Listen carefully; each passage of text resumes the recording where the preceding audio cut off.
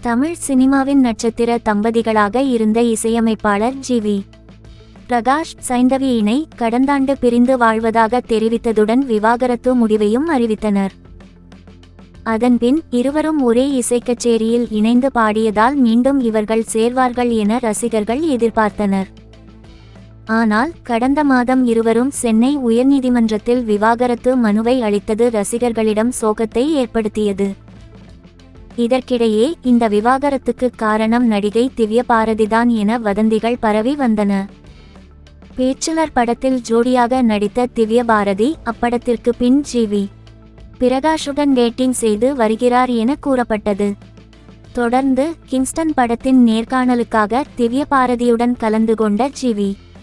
பிரகாஷ் தனக்கும் திவ்யாவுக்கு தொழில்முறையான தொடர்பு மட்டுமே உள்ளது, மற்றபடி எந்த தனிப்பட்ட உறவும் இல்லை என கூறியிருந்தார். ஆனால் ஜி.வி. பிரகாஷ் திவ்ய பாரதி குறித்து தொடர்ச்சியாக சமூக வலைதளங்களில் கருத்துகள் பரவியதால் ஆத்திரமடைந்த திவ்ய பாரதி இன்ஸ்டாவில் பதிவொன்றை வெளியிட்டுள்ளார். அதில், ஒரு தனிப்பட்ட குடும்ப பிரச்சனையில் என் பெயரை தொடர்ந்து இழுப்பது எந்த விதத்திலும் சரியானது கிடையாது.